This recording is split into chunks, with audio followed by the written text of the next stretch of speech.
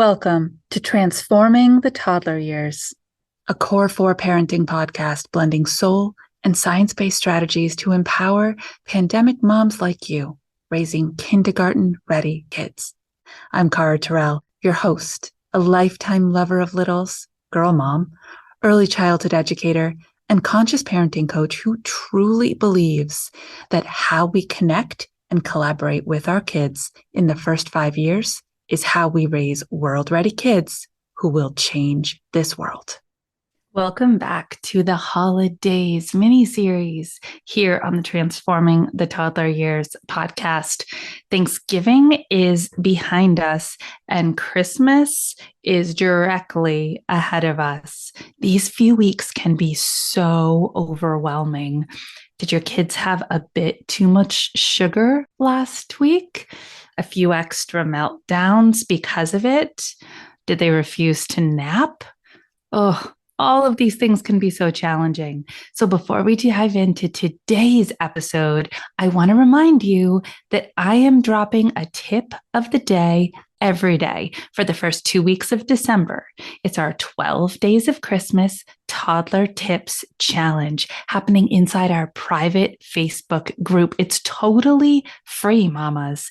So go to caratyrrell.com/magic or use the link in the show notes to get in, meet your community, get some tips to get you through these next few weeks, and more importantly, put the magic in the holiday.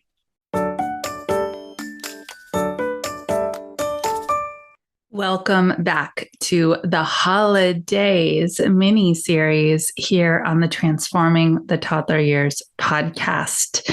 Today, we are talking about a biggie. This is travel season with tinies. Are you already feeling just a little anxious when I say it? So let's unpack this. What makes travel so hard for kids? And if we're being honest for ourselves, but I'm going to explain to you why it's so much harder for them. It's the are we there yet, right? There's so much they don't understand about the process. And the reason they don't understand is because it's a cognitive one. It's a thinking one. It's an experiential one. You are always in your head. You understand how far apart places are. You have a frame of reference for what 3 hours means. You know what distance is when you describe something as close versus we're still really far away. They don't understand miles.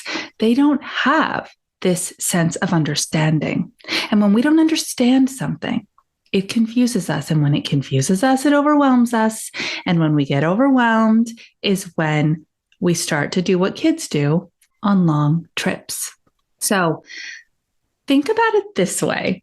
Remember, if you've been with me for any length of time here on the podcast or with my Core 4 parenting curriculum, my collaborative parenting methodology, you know that I teach there are 5 executive functioning skills that kids need to be practicing, to be successful as a human and in the world. And every single one of them is tested while we travel.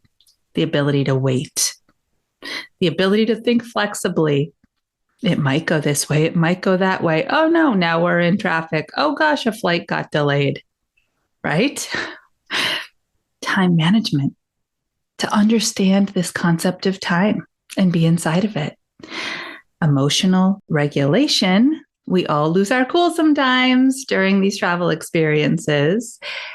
And then that sense of self, the ability to self-entertain, to know when I am alone in my own body, here are the things that I can be doing.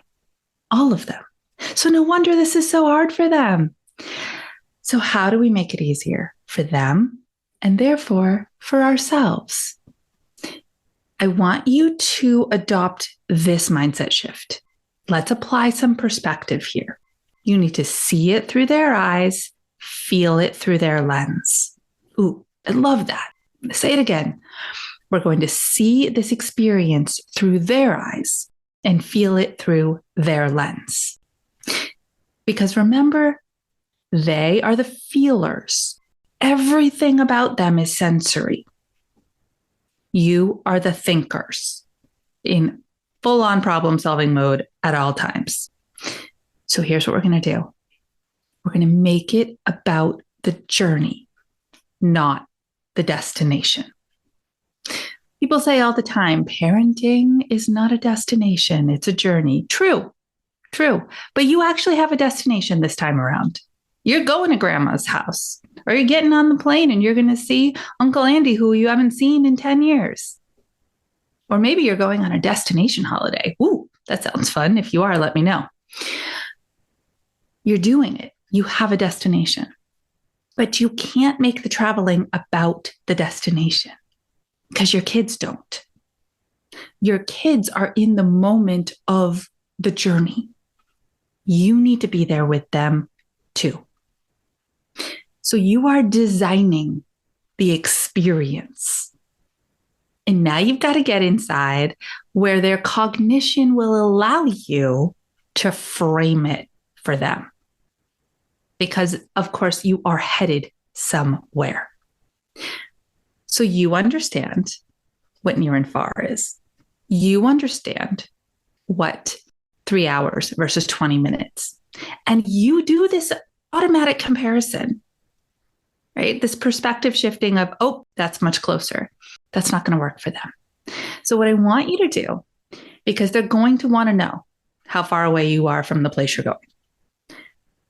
And if you're close to getting there, right? Aren't we there yet? Or maybe that's just being stuck in a car seat and showing you they're unhappy. What I want you to do is play a game at home a bunch of times before you travel. We're going to proactively set you up for success here. You know, the near and far game, I think some people call it hot and cold, where you're physically moving your body to try to find something in your home and you're giving verbal cues. Hot means you're really close. Warm means meh, you're on the way, but you're not there. And cold means you're really far away from it. We are going to turn this game on its head and we're going to set you up for travel success. So here's what you're going to do. You're going to make 3 little cards that are colored. Pick your colors. Make them your kids' favorites, whatever it is. I say blue. I'm going to go with blue, green, and yellow. It doesn't actually matter what the colors are. And then you are going to play this game inside your home, where this thing is in the house. And you're going to start associating for your child, far away is blue. You hold up that blue card. Oh, you're far away from it. You're really far away from it. When they're kind of in the mid zone, you can use another word and say, you're getting there. You're getting there, the yellow. Oh, you're getting there. The color changed. You're getting there. There's still a while to go, but you're getting there. And then when they're really close, they're just about to get it, you can hold up that green card and say, you're so close. It's going to happen any minute. You're so close. Condition them. Get their bodies and their brains to kind of come together in this way. Then on your journey, if you're going in the car, you could even put a little string and loop these so that they can go on your rearview mirror. On your journey, when you're just getting started and you're far away, put up the blue one. As you get closer, you can switch it to the yellow one. What I love about this is that instead of asking every time, your kiddo, assuming they're forward facing, of course, can look for themselves. They can auto check.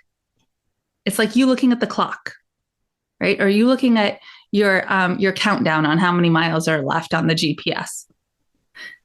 They're auto checking. Oh, still blue. Oh, still blue.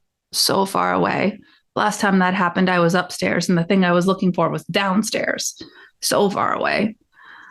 This is a way that you can bring all of that sensory experience together to give them a frame of reference.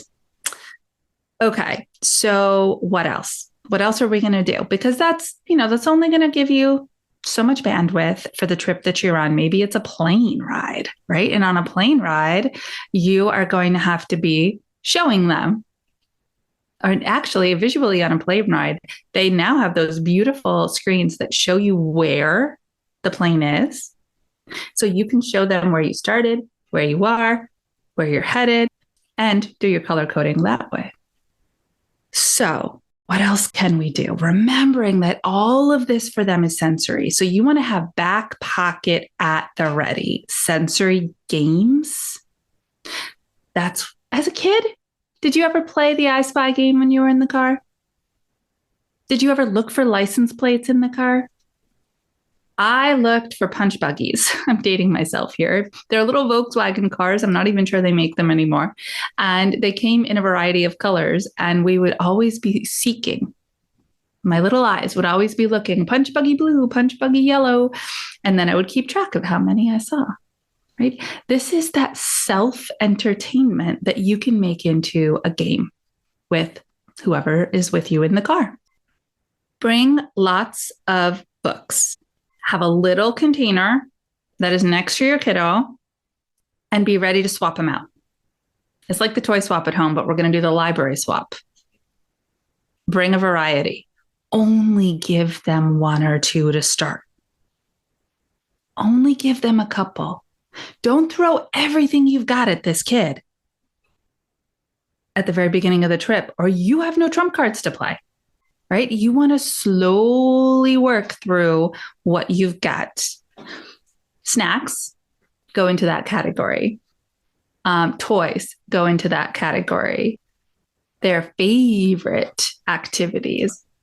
Right? Have this punch list of stuff that you know that as soon as they start to get super wibbly or super wobbly, they're stuck, they can't move, whatever it might be, you're like, oh, okay, I've got the next thing that's going to engage their senses and bring them back down for a little while. Think of it as the if it's not broke, don't fix it.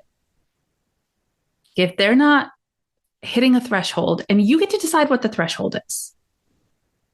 Crying for more than a minute, you decide. But if they're not hitting a threshold, don't keep changing the game.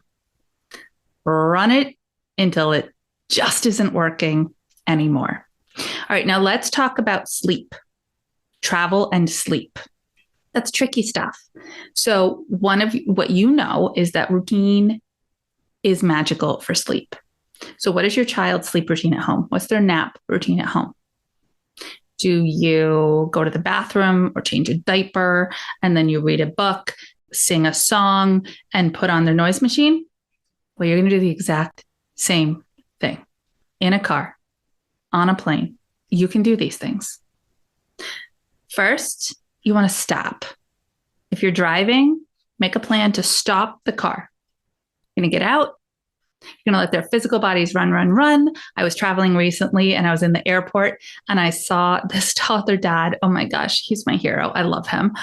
And his little one clearly had recently learned to walk and was like obsessed with walking towards running. And so he just kept a little hold on the back of her little hoodie gently, right? And ran behind her. And they went in circles and circles and circles and circles for a long time before boarding the plane. Great physical outlet strategy, right? Then I watched as 10 minutes before boarding, they calmed her back down, took out the bottle, let her eat. You could see her body just sensing a little bit of something different.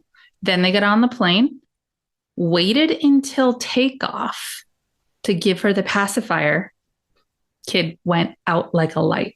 We never heard a peep out of her. It was a 5-hour flight. Strategies, routines, follow them. So if you are in a car, Make a plan to stop. Let their body move, move, move, move, move. Then do your sleep routine and tell them you're doing it. It's nap time.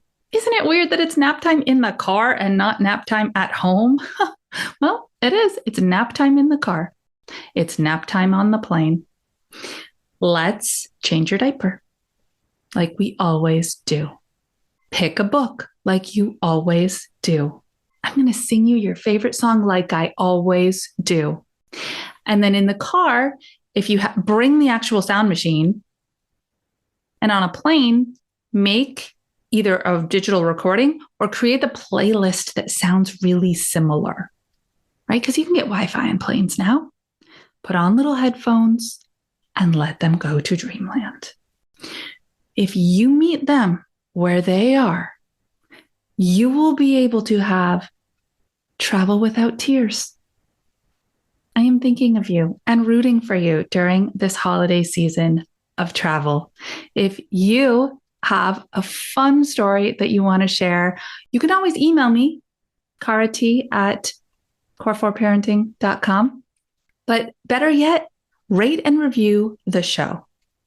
Tell us what you took away, your biggest takeaway from this episode. And you never know, I might be telling your story, calling you out in a future episode of Transforming the Toddler Years. Until our next episode, stay mindful and proactive as you transform the toddler years.